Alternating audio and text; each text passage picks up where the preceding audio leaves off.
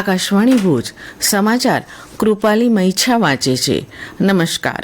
રાષ્ટ્રપતિ દ્રૌપદી મુર્મુએ ગઈકાલે લિસ્બનમાં તેમના પોર્ટુગીઝ સમકક્ષ માર્સેલો રેબેલો ડી સોસા સાથે પ્રતિનિધિમંડળની સ્તરની વાતચીત કરી હતી. બેઠક બાદ સંયુક્ત મીડિયા સંબોધનમાં રાષ્ટ્રપતિ મુર્મુએ ભારત પોર્ટુગીઝ સંબંધોને ઐતિહાસિક ગણાવ્યા હતા, જે હવે આધુનિક અને બહુપરિમાણીય ભાગીદારી તરીકે વિકસાવવામાં આવી રહ્યા છે. રાષ્ટ્રપતિએ પોર્ટુગીઝ સમકક્ષ દ્વિપક્ષીય સંબંધોના વિવિધ ક્ષેત્રોને આવરી લેતા વ્યાપક અને રચનાત્મક વાતચીત કરી હતી. રાષ્ટ્રપતિ મુર્મુએ પોર્ટુગીઝ રાષ્ટ્રીય કવિ લુઈસ વાઝ ડી કેમોએસની સમાધિ પર પુષ્પાંજલિ પણ અર્પણ કરી હતી. કેન્દ્રીય ગૃહમંત્રી અમિત શાહે જણાવ્યું કે સરકાર દેશની સરહદોની સુરક્ષા માટે ઇલેક્ટ્રોનિક સર્વેલન્સ સિસ્ટમ તૈનાત કરી રહી છે, તેમજ જમ્મુ અને કાશ્મીરમાં આતંકવાદીઓ દ્વારા થતી ઘૂસણખોરીને રોકવા માટે ભૂગર્ભ કોર્સ વોર્ડ ટનલ શોધી કાઢવા અને તોડી પાડવા માટે ટેકનોલોજીનો ઉપયોગ કરવામાં આવશે.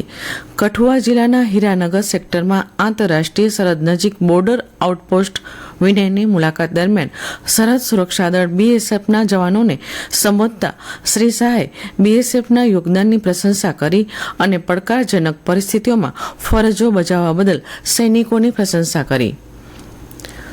સંરક્ષણ મંત્રાલયે MI-17V5 હેલિકોપ્ટર માટે ઇલેક્ટ્રોનિક વોરફેર સ્યુટ અને એરક્રાફ્ટ મોડિફિકેશન કિટ્સ માટે ભારત ઇલેક્ટ્રોનિક્સ લિમિટેડ બેંગલુરુ સાથે 2,385 કરોડ રૂપિયાના કરાર પર હસ્તાક્ષર કર્યા છે.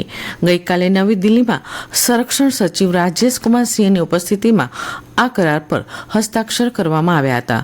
આ અત્યાધુનિક EW સ્યુટ પ્રતિકૂળ વાતાવરણમાં હેલિકોપ્ટરની ક્ષમતામાં નોંધપાત્ર વધારો કરશે. છત્તીસગઢના દાંતેવાડા જિલ્લામાં ગઈકાલે 26 માઓવાદીઓએ આત્મસમર્પણ કર્યું, જેમાંથી 3 માઓવાદીઓ પર 4.5 લાખ રૂપિયાનું ઇનામ જાહેર કરવામાં આવ્યું હતું. આ માઓવાદીઓએ પોલીસ અધિક્ષક ગૌરવરાય સમક્ષ આત્મસમર્પણ કર્યું હતું. દરમિયાન નારાયણપુર જિલ્લામાં 5 મહિલા માઓવાદીઓએ પણ આત્મસમર્પણ કર્યું છે. તેમના પર 1 લાખ રૂપિયાનું ઇનામ જાહેર કરવામાં આવ્યું હતું. આત્મસમર્પણ કરનાર માઓવાદીઓને પ્રોત્સાહન તરીકે 25,000 રૂપિયાનો ચેક આપવામાં આવ્યો હતો. અખિલ ભારતીય કોંગ્રેસ મહાસમિતિનું રાષ્ટ્રીય અધિવેશન આજથી અમદાવાદ ખાતે શરૂ થાય છે.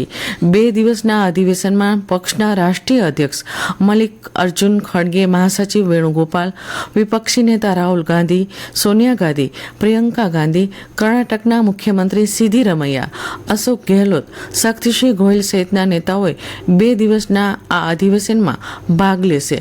લગભગ 1800 પ્રતિનિધિઓ વિવિધ ચર્ચામાં જોડાશે. Indian premier league IPL T20 cricket royal challengers બેંગ્લોરે મુંબઈ ઇન્ડિયન્સને 12 રને હરાવ્યું. ગઈકાલે રાત્રે મુંબઈમાં રમાયેલી મેચમાં બેંગ્લોરે પ્રથમ બેટિંગ કરતા 5 વિકેટે 221 રન બનાવ્યા હતા. લક્ષ્યનો પીછો કરવા ઉતરેલી મુંબઈ ઇન્ડિયન્સની ટીમે નિર્ધારિત 20 ઓવરમાં ફક્ત 209 રન જ બનાવી શકી. આજે IPLમાં 2 મેચ રમાશે. પહેલી મેચ કોલકાતા નાઇટ રાઇડર્સ અને લખનૌ સુપર જાયન્ટ વચ્ચે કોલકાતામાં બપોરે 3:30 વાગે રમાશે. બીજી મેચ પંજાબ કિંગ્સ અને ચેન્નઈ સુપર કિંગ્સ વચ્ચે ચંદીગઢમાં રમાશે.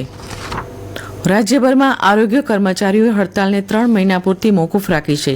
ગાંધીનગરમાં અમારા પ્રતિનિધિ દુર્ગેશ મહેતા જણાવે છે કે આરોગ્ય કર્મચારીઓએ ગઈકાલે આરોગ્ય મંત્રી ઋષિકેશ પટેલ સાથે મુલાકાત કરી હતી.